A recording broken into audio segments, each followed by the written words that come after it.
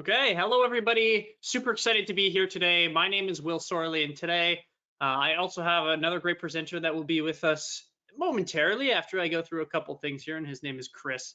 We are both a part of the Toronto and Region Conservation Authority, and we're super excited to present to you today our gardening in a changing climate. So what we're going to go over today in regards to our workshop outline is a couple different things. We're going to introduce what is climate change, a very brief mention about what it is and explain it. We're going to talk about site assessment in regards to our garden, naturalizing our spot, downspout disconnection and rain barrels, rain gardens, and soakaway and permeable paving. So those are going to be the topics that we're going to be covering today. So to start us off, what is climate change? From a very basic perspective, and what we can think of it is just this image here, is the incoming energy from the sun is coming towards the earth. Now, the Earth has this protective layer of our atmosphere with greenhouse gases.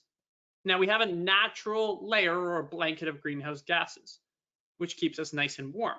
Although, with human activity, we're increasing those greenhouse gases, especially the harmful ones, such as high CO2 emissions, such as nitrogen, such as even methane as well.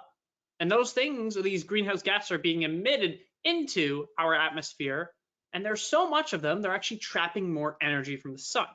And in turn, well, we're starting to see the causes and effects of that.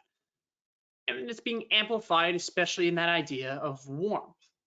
But there are other things that are happening around the world too, that are directly related to climate change. So that's just a quick thing about it there. One thing that we're noticing from climate change is our changing of seasons. What do I mean by that? Well, we know that especially here in Ontario where we live, we have 4 main seasons. We're starting to see the length or the time period of them to either start to shrink or grow in size, such as our winters are becoming shorter, our summers are maybe becoming longer, and we're starting to see a lot of extreme weather events within each of these seasons too.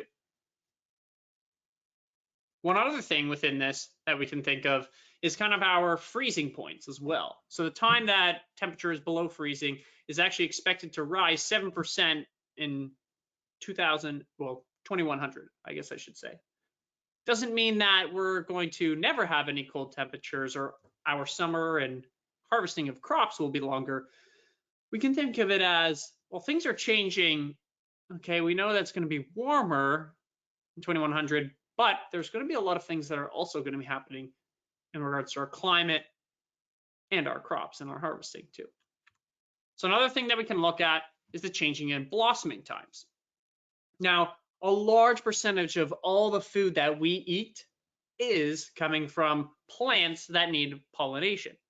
And a big thing that we can think of blossoming as well, with changing in blossoming of times, this relationship between flowers and pollinators, that may change too, because insects or these pollinators may not be ready for when these flowers are actually opening up. They still might be in a hibernation or a state of torpor, and they're not ready for these flowers, meaning that they won't produce any fruits, which means they won't end up on our plate. Pollination, especially in regards to an economic standpoint, is estimated to be around $300 to $500 billion US, just the United States. So a huge industry, a huge amount of money. And to hand pollinate costs a lot of money too. So some pretty interesting things there.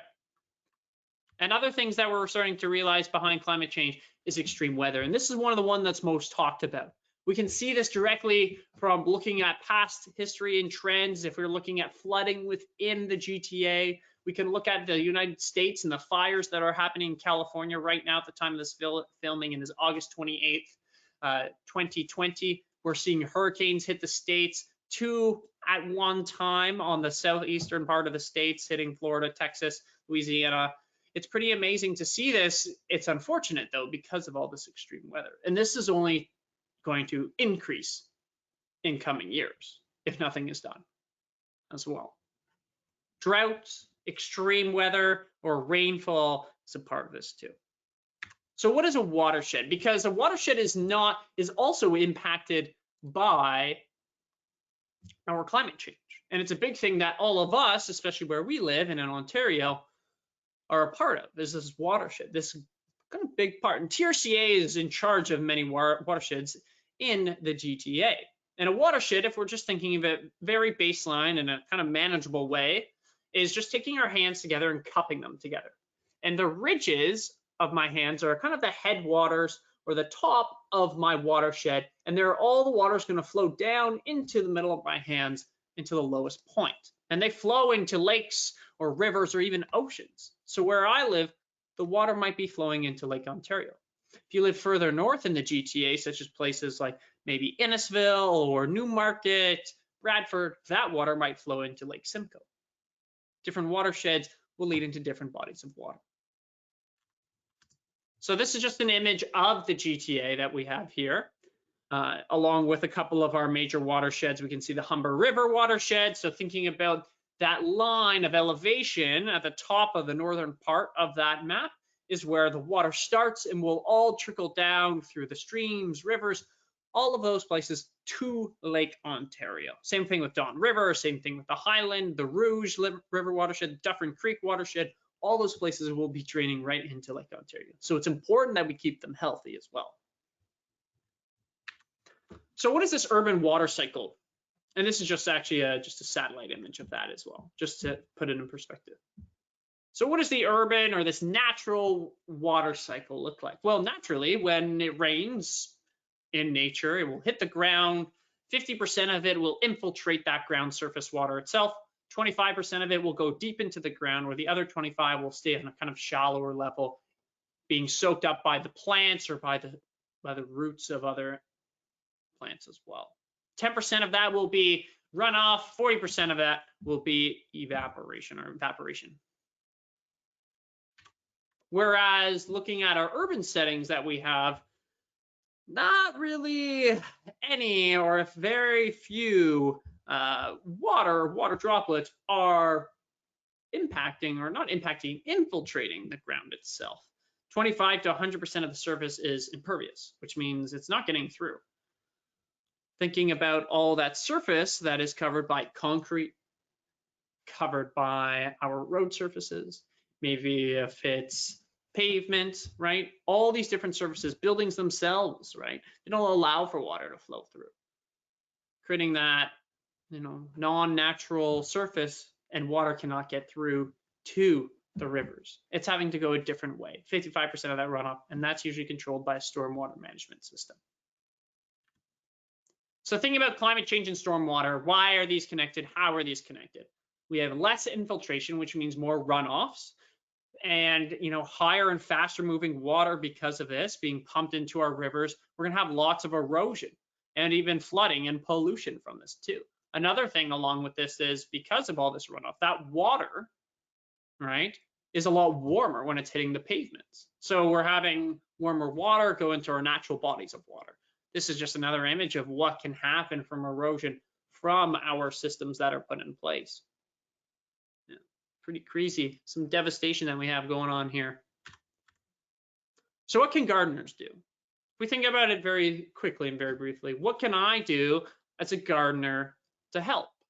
Small scale can always relate to larger scale later. So what can I do?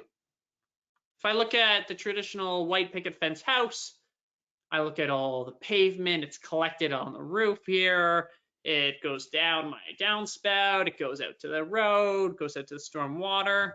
Well, that's the old way. If we look at it from a different lens of what I can do, I can create kind of this beautiful rain garden. Now, some of us may say, oh, that's not the traditional way. This way has a lot better impacts for the animals that live in the area, both native species that may be plants or animals too. And it's a nice thing to show off because it does look pretty great. So what we have here is it's going down, it's being spread out, that water, and it's being soaked up in different areas amongst the garden. So what do we have? So this stormwater landscaping idea. You disconnect your downspout, you're creating a rain garden, we're planting more trees and shrub, providing habitat for animals. We're having a paving permeable. So water is able to infiltrate the soil. We're allowed to harvest our rainwater too, so we can use it for our garden. Maybe if there is a big drought that's happening in our area and we're not allowed to water the garden itself, I have that water stored somewhere. And we're naturalizing our green space. We're putting native plants to allow for native animals to thrive in my garden. So we're going to kind of just go through a couple things here. And these are just some of the steps.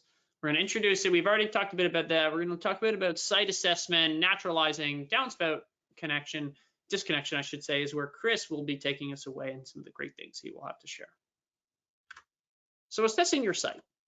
Well, what are some things right away what's right for your property? So when I look at my piece of property, I'm going to kind of think of 3 different things.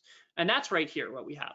We have our soil, our size and shape, and our slope. And why we say this is because, well, we want to make sure that we're not pushing any water towards our house because we won't want to create any flooding or any other issues for us where we live. We want to make sure that, well, the space that we are going to be building in is adequate as well. Maybe if it's a larger piece, we got to plan a certain way. If it's a smaller piece, we only need certain plants. We don't want to make sure we're overcrowded or overwhelmed by what we have. And the soil type is to make sure, well, what do we have going on here, right? Because if it's clay, right, if we think about infiltration rates, well, it's going to take the water a long time to get through that. Where if it's really sandy, that water is going right through very quick. So we have to think about all these different things. So knowing your zone is a part of this as well. And the reason for this is because, well, a plant and its hardiness of the zone and where it can grow. And given a climate area, it's pretty neat to think about, the GTA zones fall between 5 and 7, and the higher number is a higher climate. So we also call these temperate zones. If you can see, just kind of northwest of Toronto, there's a bit of a lesser temperate zone, so a bit cooler. That's because it's this island that's created because it is not an urbanized area like Toronto and the surrounding areas because of those impermeable surfaces, such as the pavement, such as the concrete, such as all these urban sprawls. It creates that cooler area. So the plants that are in Toronto might have to be a bit hardier in regards to the heat compared to the ones a bit northwest. It's pretty cool. And we can see that. So sunlight is something we have to consider. We know the sun is the source of all of our energy on Earth here, and plants, especially for photosynthesis to occur, we know that they need it. Some plants need more sun than others. And that's something we have to take in consideration while doing our planting.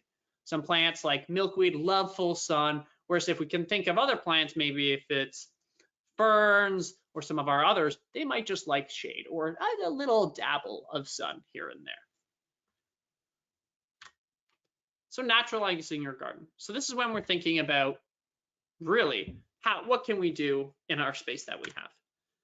So what we have here is an image of what maybe a traditional standardized house may look like. And we're trying to think of dynamic landscapes. We're trying to think of our lawn. Lawns, it's about the 3rd most growing crop in North America, or we could say the United States and Canada. It's one of the largest crops that is grown. I personally do not like a green grass lawn. I find it a lot of work. So I have a garden myself. And a big part of that is planting native trees and shrubs and flowers. This providing this naturalized area provides a lot more for a lot of different purposes compared to that monoculture of one species of grass and maybe the one ant colony that can live in your grass. A naturalized space can provide so much more. So thinking about that biodiversity, and I talked about that as well, that monoculture within your grass.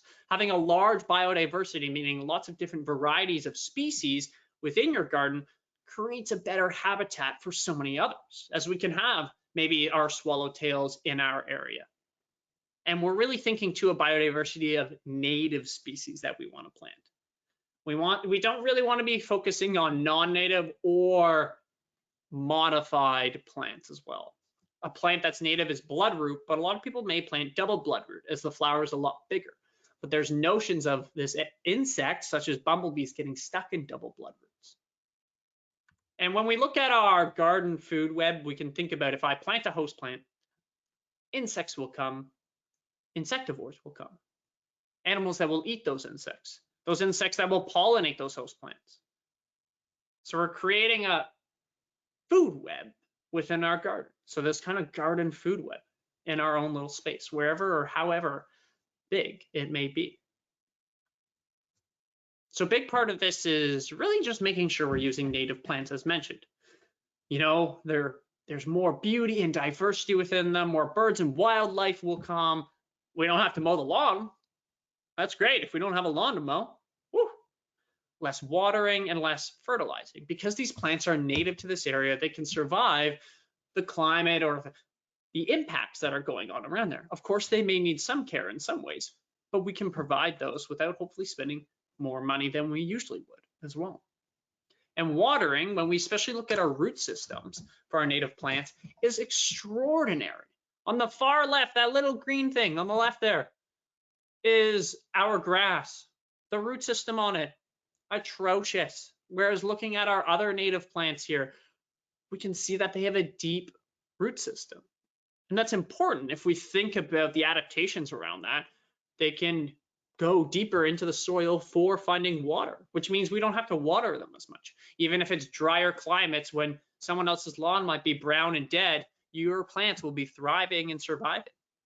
We don't have to fertilize as much too, because, well, they're reaching deep into the soil for nutrients. They're not having to just scrape off the top.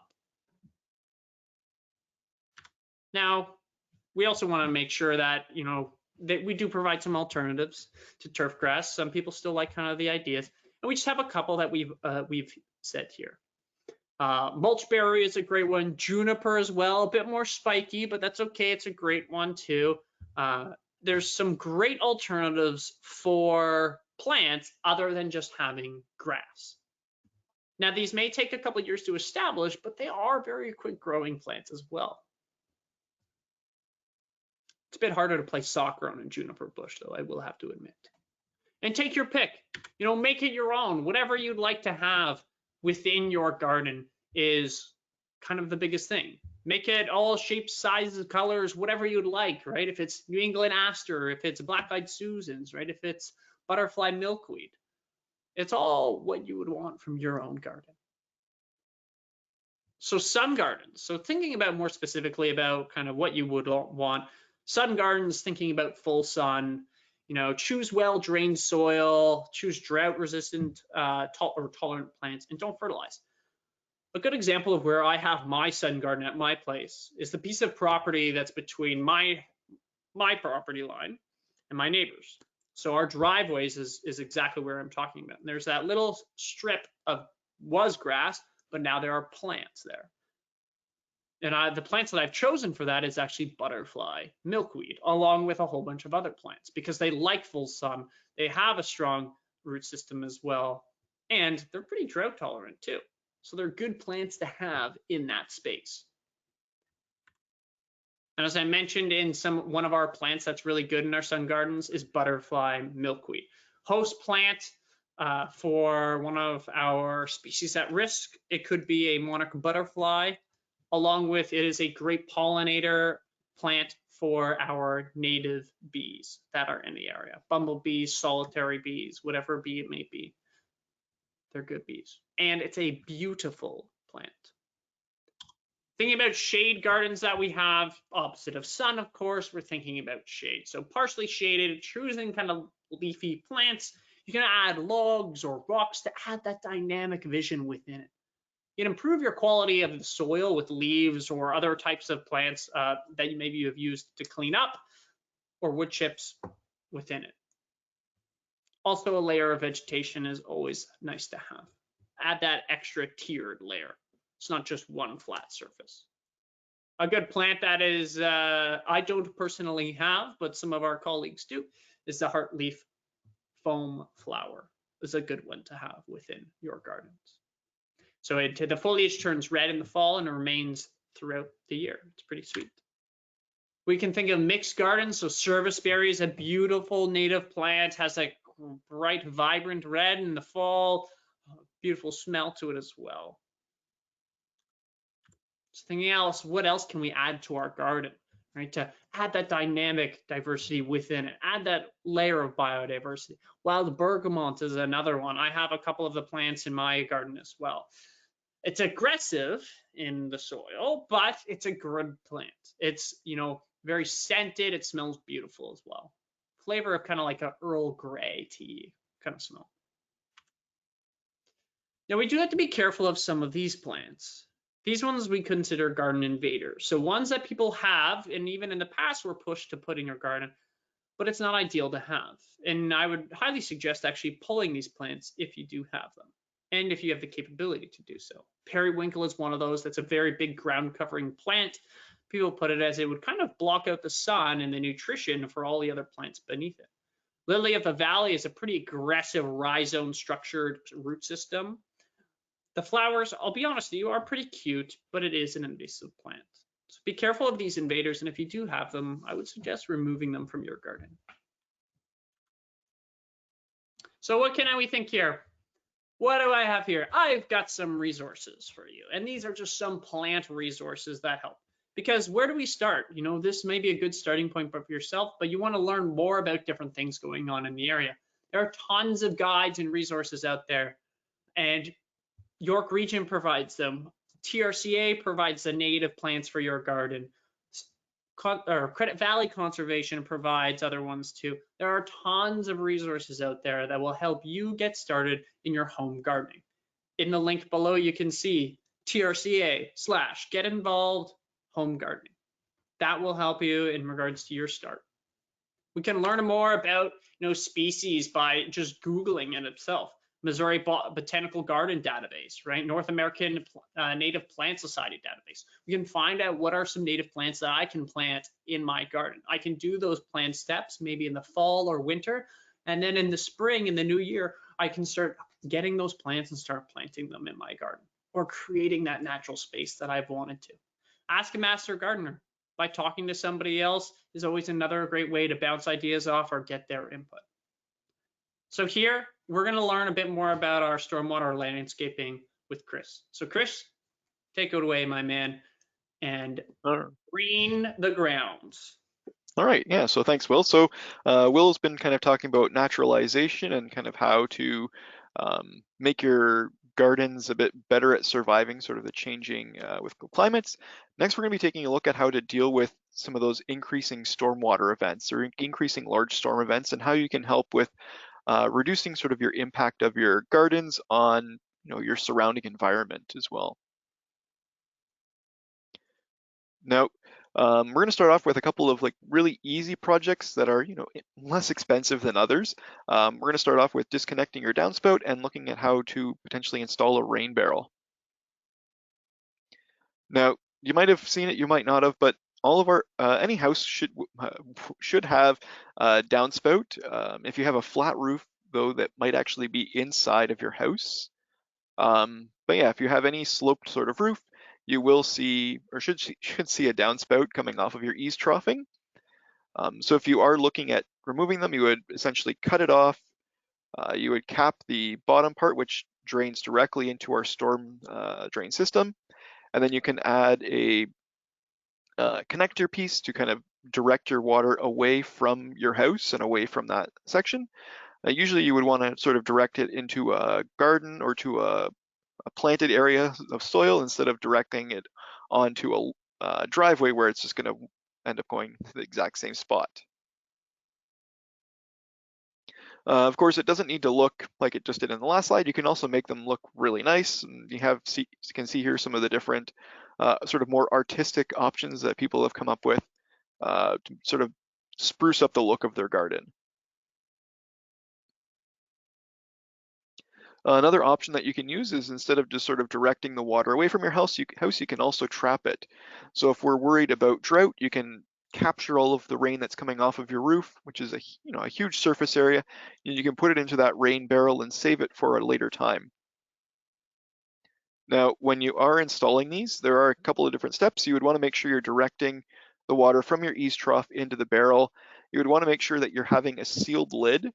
That'll just stop insects like mosquitoes from breeding inside of there and causing a big mosquito problem around your house, which I'm sure your neighbors would not like.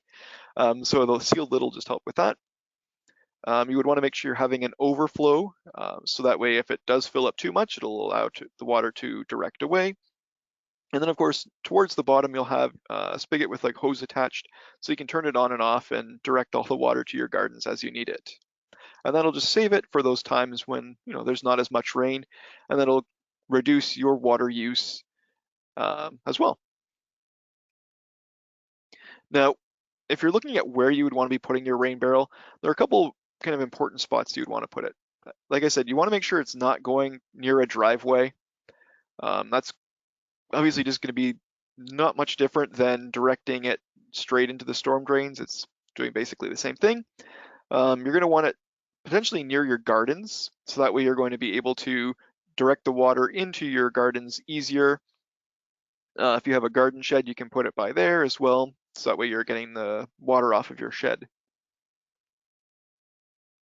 And yeah, taking a look at where your eaves trough is already is a really important one, so that we are not having to potentially redirect your entire eaves trough. And of course, just like with the disconnected downspouts, there are a wide variety of different shapes and sizes of rain barrels that you can get. So it can fit sort of however your garden is landscaped. So you can find ones that look like the more traditional, like big blue or big green rain barrels. You can find ones that will sort of blend in with your environment and that you can actually plant inside of. And then you can get ones that look like the big wine barrels. Usually what those would be is like a plastic liner on the inside, and then the look on the outside to kind of match whatever you're looking for. Now, if you're looking for a more intensive project, you can look at creating a rain garden for a way for dealing with some of the water coming off of your roof. So if you haven't heard of them before, what rain gardens are is it's a way to allow the water, instead of directing it into your gardens or onto the road, or getting it to kind of run off of your lawn, it allows the water to sort of stay in place and be absorbed. So instead of it being that 10% of water absorbing like it would be if it was a concrete or lawn, you're absorbing closer to the 30 or 40% and allowing that water to absorb into the soil and into the plants nearby.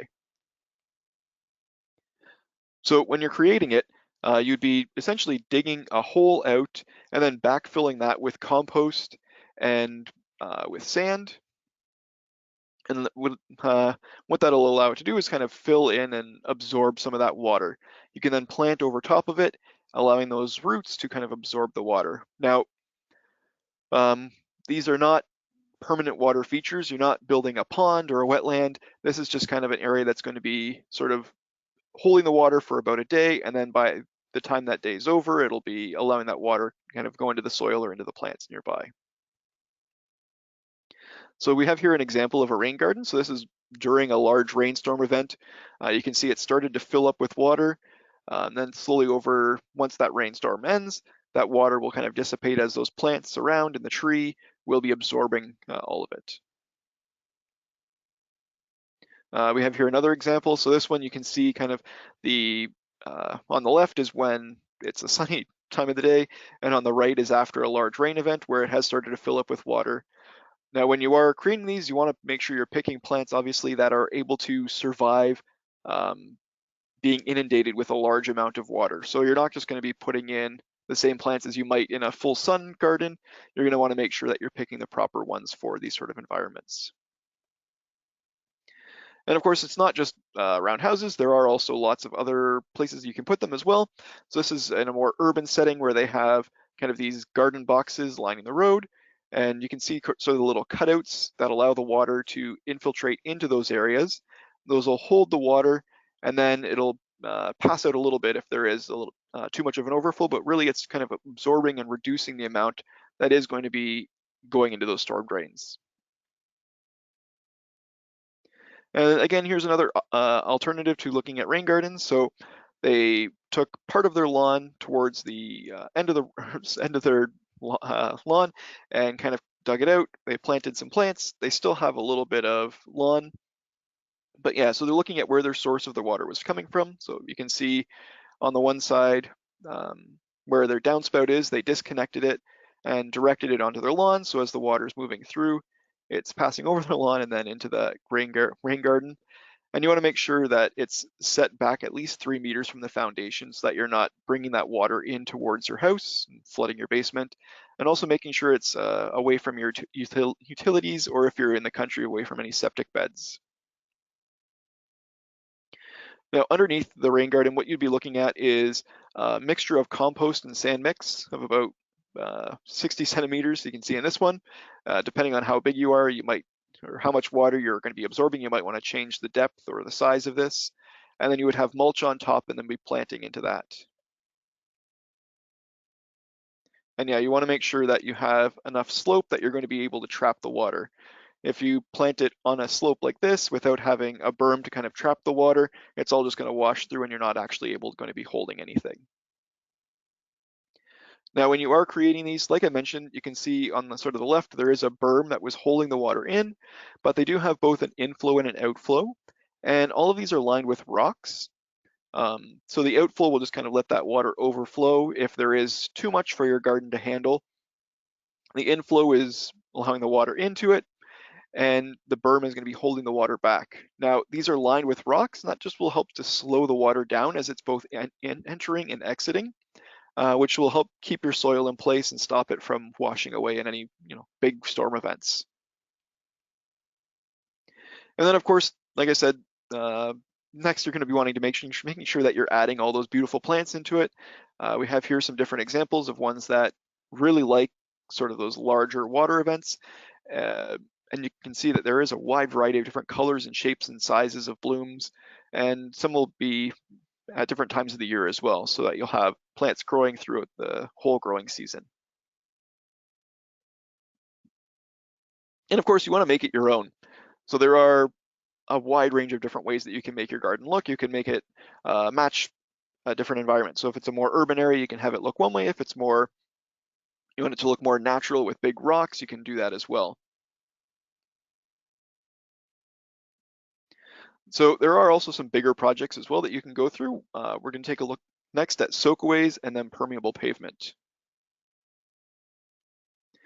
Now, a soakaway is really just, it's kind of like a rain garden. It's an underground reservoir that allows it to collect the water and then spreads it throughout the soil. So typically soakaways will use gravel instead of the soil. So you can see kind of the rocks running through the middle of these here. It almost looks like an underground river of rocks. And typically these will have sort of a greater holding capacity than some of the rain gardens might. So this is a soakaway that was created between two driveways. So they were directing the water from both roofs through here. So they have their source of water. It's on fairly level ground. It would be directed a little bit towards the road here. It is set back a bit from their foundation, and you have to dig down quite a bit. So when you are creating it, you're essentially creating an infiltration trench. So you're digging down into the soil. There's usually a perforated pipe running through, which allows the water to flow through. And then the perforations through it will allow the water to kind of spread out into the soil nearby. And then you would be backfilling with all of the rocks. Now you also want to make sure that you're lining it with a geotextile or a permeable filter fabric. That'll just sort of stop the soil from flowing into it and stop the rocks from flowing out or moving out, and stop it, help it reduce it from washing away, essentially. So here are some different options of what they kind of look like. So we have ones that are almost entirely rocks, ones that are rocks with a few plants, and then ones that are a lot more plants and much fewer rocks. And really it would depend on sort of how much water you're looking at. So for a larger roof, you might want to have it a much wider trench that it'll be able to absorb more water. Whereas if it's a smaller roof, you might not need as much of space or as much holding capacity as the other. So aside from the soakaway trench, you can also have a soakaway pit. So instead of moving the water in one direction, you're kind of holding it in one spot and allowing it to slowly spread out. So this one went much deeper into the ground, but again, just like all the other ones, you want to make sure that it's far enough away from your foundation that it's not going to be soaking into it. You can direct your downspout into the soakaway pit, so it's usually just filled with gravel. You'll have a monitoring well, so you can kind of keep track of how well it's working. So you would be hoping to see that water spreading out into the soil nearby and not filling up all the way every time. So these soakaway pits, they can either be, you can hide them underground. So if the one on the left here, you can see they've covered it up. So the soakaway pit would have been underneath all of the mulch. They planted on top of it, but you can still see the little top of the monitoring well there. So they directed all of the water into there. And what that would mean is the soil there is going to be a lot more moist, and it's going to be helping out those plants that are growing above. You can also have it much more visible, like the one on the other side, where they can see all of the rocks towards the top there. And they had the trench kind of directing it into the soakaway pit. So you can also look at permeable pavement. So a lot of these options we've been looking at so far have been in areas that were previously lawn, or in areas that were previously larger areas of pavement and directing towards it. But if you're looking at a huge area of pavement like a driveway or a parking lot, you can provide permeable pavement, which instead of allowing the water to kind of run off, it lets it drain through and into the soil below. Now, there's a variety of different types of permeable pavements that are out there. So there's porous asphalt or porous concrete, and this is very much like the normal asphalt or normal concrete that you would see on a driveway or a road, except these ones, they have larger gaps in between them, which allows the water to pass through. So these ones are relatively inexpensive. So they have a lower cost compared to some of the other ones, but of course they are sort of weather dependent upon insulation, so you need a certain kind of conditions, and they have a lower strength and life than some of the other ones. You can look at grid systems, so usually these are plastic or cement grids that are planted, or they have rocks or gravel in between of those plantings, or in between of those grid systems. So these ones are typically easier to install. If you're using plastic, a lot of those ones are usually made from recycled components, and they can also work well on uneven surfaces. Now, unfortunately, for some of the downsides, we've been looking at some of these are, again, weather dependent, just like the last one, and they can be susceptible to damage as well. So the last one we're going to take a look at is permeable pavers. So these ones are kind of like the paving stones like you might see along a path. So these ones, they allow for a large amount of infiltration where they have gaps in between those large permeable pavers to let the water through. And usually they're a little bit easier to maintain or repair, where you can pull up the one piece that's broken, you can kind of fill the gravel in around if that sort of gets washed away. But a lot of these would have potentially a higher cost than some of the other ones as well. So here are some kind of photos of some of the different permeable pavements options that were out there. So in the top picture, they created a little bit of permeable porous concrete, and then you can see the pavers on the other side as well, going away from their front door. So it can look really nice while also serving that rain garden purpose. And you can see they actually did put in a rain garden as well on where the lawn was. On the bottom two, you can see some more permeable pavers. And then on the other side, they had that sort of grid system where they planted grass in between for that lawn strip driveway. So when we're looking at climate change, we are going to be seeing large amounts of change kind of coming through. And we need to make sure that we're creating gardens and natural areas around our house that are able to kind of react to these. So if you're going with plants that have been traditionally planted in gardens, they're not going to be able to react. Those lawns, they're going to be drying out in the summer, or you're going to have to put a lot more effort into maintaining them. Whereas if you're putting a lot of these natural plants, and if you're getting ready for some of these potential larger storm events, it'll help your lawn and not just your lawn, but also our entire ecosystems react better and adjust better and mitigate some of those larger impacts. And really, gardening is the work of a lifetime. So it's not just 1 year, you can't get everything done. It's always going on, and it's always adapting and changing. So I want to thank you for listening, and you can follow us on social media on Twitter, Instagram, and Facebook. We hope you guys learned something, and we hope you good luck on your gardens and on planting your plants.